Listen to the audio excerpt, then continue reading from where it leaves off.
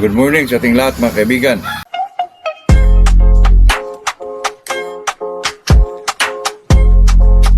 Nandito na naman tayo sa ating chicken talk po or usapang magmamanok mga kaibigan. Sa ating pong pag-usapan ngayon mga kaibigan, update muna tayo sa ating pahulugan po kasi kahapon mga kaibigan may tumatawag sa akin, gusto daw kumukuha ng Golden Boy. Naku mga kaibigan, wala na po, sarado na, wala na talaga mga kaibigan, kahit pa padilid pa yan o ano, wala na po kasi hindi na natin kaya yun mga kaibigan kasi medyo marami-rami na po. Ang available natin dyan mga kaibigan ano na lang, itong Golden Boy sa 5K saka napakamura at saka mga kaibigan, itong Golden Boy sa 5K pwede mo rin yan gamitin ano po, broodcock o broodstag man kasi kumplito po yan mga kaibigan. Ito ay line breed, puro sweaters, napakaganda rin po mga kaibigan, saka may mga palo talaga. Yun lang po ang update natin sa ating pahulugan, pero sa Golden Boy mga kaibigan wala na po. At saka mayroon pa rin ba mangilan-ngilan na ano po, itong mga Golden Boy sa gold, mayroon mga ganyan mga kaibigan, medyo marami-rami din, saka napakamura po. Itong pag-usapan natin mga kaibigan ay itong style sa pakikipaglaban ng isang manok na di na dapat natin alagaan po or pamigay na lang. Ano kaya klaseng estilo ng pakikipaglaban yan? Ito kasing estilo ng manok mga kaibigan dalawa lang po. Itong flyer at saka itong ground fighter po, dalawa lang mga kaibigan, di ba? Yun lang naman talaga. At saka kadalasan naman yung mga kasamahan natin magmanok ay gusto talaga ng saltada na manok talaga mga kaibigan. Ito kasing ano po, ito kasing bilang isang magmamanok mga kaibigan ay talaga mag-obserba tayo na yun lang alagaan natin yung may kapasidad po na manalo. Pero pag ang manok mo mga kaibigan may ganitong estilo sa laban po, katulad ng ano mga kaibigan, yung ibitaw mo, iuna yung dibdib. Nakamanok ako ng ganyan mga kaibigan, iuna talaga yung dibdib. Kahit anong ginagawa ko mga kaibigan, in-scratch marks ko na, binangga ko. Naku mga kaibigan, kahit anong gawin ko pa, talagang lumalabas yung iuna yung dibdib mga kaibigan. Kaya pag magkamanok kayo ng ganyan po, wag na po. Ibigay nyo na lang sa mga kaibigan nyo dyan. Or paalagaan na lang, pero sabihin yung ano talaga, ganyan talaga, kaya binigay nyo. Kasi kawawa naman yung binigyan nyo mga kaibigan, di ba? Sa akin po dyan mga kaibigan, may manok ko akong ganyan na iuna talaga yung dibdib.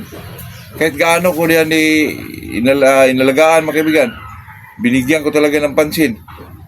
Tinitraining ko, binangga, scratch box. Pero pag nasa actual na laban na talaga mga kaibigan, ako talagang lalo na sa first na bakil nila po, nako, talagang iuna yung dibdib. Magsalta siya pero paglapag sa lupa, talagang iuna yung dito mga kaibigan. Hindi ko alam kung bakit lumalabas yung mga ganun po, pero mayroon talaga po.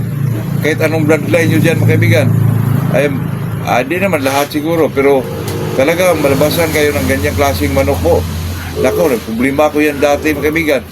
Ibinigay ko po sa kaibigan ko. Doon sa kanya mga kaibigan, nanalo po, totoo yan. Hindi ko lang alam kung bakit nanalo yun. Baka nakatsamba lang yun mga kaibigan. Iuna talaga yung dibdib. Kahit anong ginawa ko po, training, stretching, nako, paglapag sa lupa talaga, iuna talaga yung dibdib. Pero nung ibinigay ko na sa kaibigan ko, nanalo pa.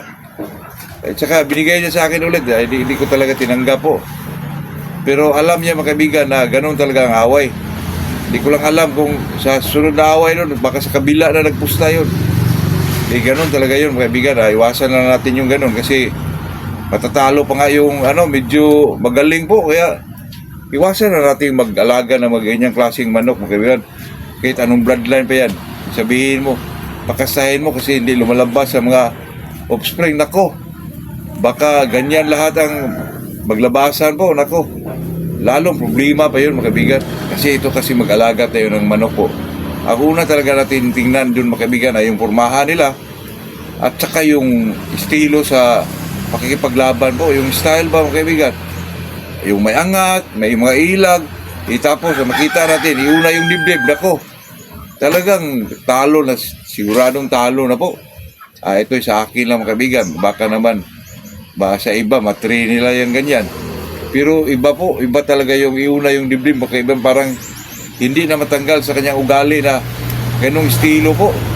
Totoo yan mga kaibigan kasi yung manok na yun, matagal sa akin yun mga kaibigan.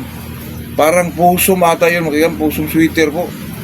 Nako, nagproblema ako, mga kaibigan. Pero ang pormahan, napakaganda po. Nako, pwede i-breed, mga kaibigan, kasi bandirado, medyo pumpkin dito. Nako, napakagandang manok po. Pero pag ibitaw mo, mga kaibigan, nako, magproblema ka po. Pero pag ibigay mo, siguradong tanggapin sa kaibigan mo kasi napakaganda eh. Lalo na pag ilagay mo sa limber, mga kaibigan, ako, napakaganda na pormahan po. Pero ang problema, iuna yung dibdib po. Nako, kaibigan ko, binigay sa kanya. Nanalo. Hindi ko lang alam, kaibigan, kung binibreed ba niya yun. Kasi napakagandang manok po.